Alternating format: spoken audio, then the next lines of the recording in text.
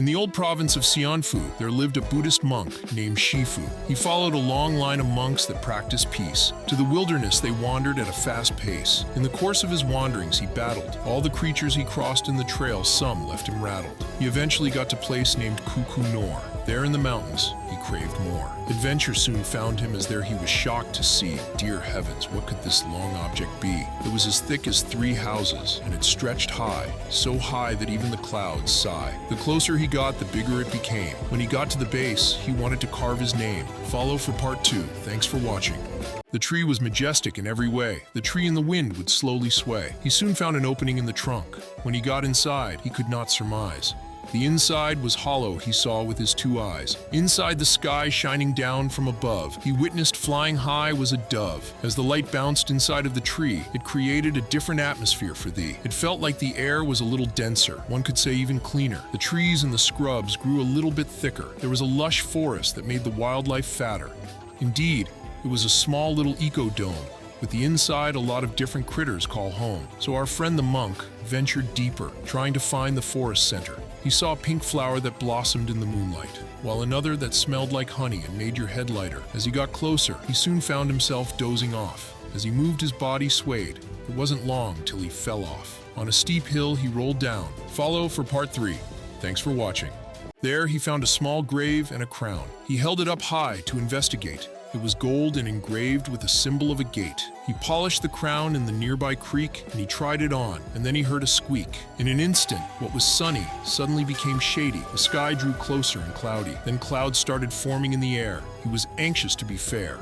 As the clouds formed under his feet, they went up on high several feet. There he used them like stairs, careful to not look down and stare. After a few minutes of climbing, he found an opening. There he went out and saw country. Was he dreaming? The hills rolled in like fog and changing. The entire terrain kept moving, forming. He started walking, and then he found a small apple tree. There he rested and fell asleep till 3. Late in the afternoon he had his fill, so he got up and continued walking at will. It was here he encountered a woman. She was beautiful, elegant, and follow for part 4. Thanks for watching. The girl came close and stood before him. Take pity on me and save my life, she said to him. For a second, the monk had to take a step back. Just who is this girl, and is this just an act? The monk murmured, curiouser and curiouser. This little lady presented us with a little mystery. So as the monk began to look closer at her misery, he was soon enamored and failed to see any treachery. So he asked, who or what is it that you're running from, little girl? A group of men on horseback who vowed to kill me, said the little girl, with tears down her eyes. Okay, I will help you, said the monk, without reservation. So he pointed to the hills to go in that direction. I will forever be grateful to you all my life. The monk just shrugged, saying, see you in the afterlife. The ogre lady smiled and was pleased to hear. The ogre lady ran and ran farther away from his rear. The monk found a rock and stood tall. He saw in the distance the group was not small. Follow for part 5. Thanks for watching. There were about 1,000 horses that created white dust clouds. Their marching and galloping was so loud. Thunder and lightning they brought. It was the girl they sought. When they stopped in front of me, I was scared. Their horses let out steam and I was praying to be spared. Now that the armies of men grew closer, he began to investigate them further. They were about 2,000 men, all adored robes of gold. And these men carried bows swung across their shoulders so broad. The captain with the feather on his head asked me straight and said, have you seen a little girl in the red coat up ahead? When the monk twiddled his thumbs and said, no, sir, not a thing, the captain now roared, monk, you should not lie. This girl is no human thing, but rather an ogre that can fly. Go on now, tell me something. The monk hesitated and shrugged ignorance. The captain said, listen and heed my call. These ogres is not something we should ignore. For you see, there are thousands of varieties. Follow for part 6. Thanks for watching.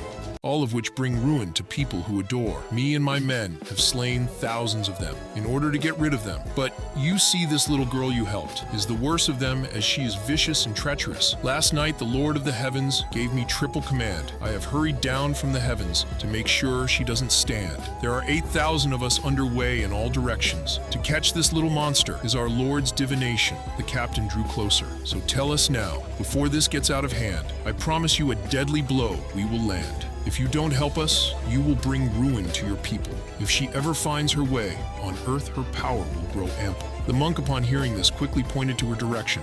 The captain gave him a parting gift. "You should not be here, dear monk, for your time has not sunk. So walk till you see a house. There you will meet a mouse. He will guide you to a table. Make sure to put down the crown, it's that simple." The monk thanked the captain for his candor. He smiled and said, "Go and be well. Follow for part 7. Thanks for watching."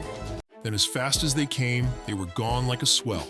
A few seconds later, he heard a crash. He looked back to see the tree get smashed. Then it started to rain, red blood.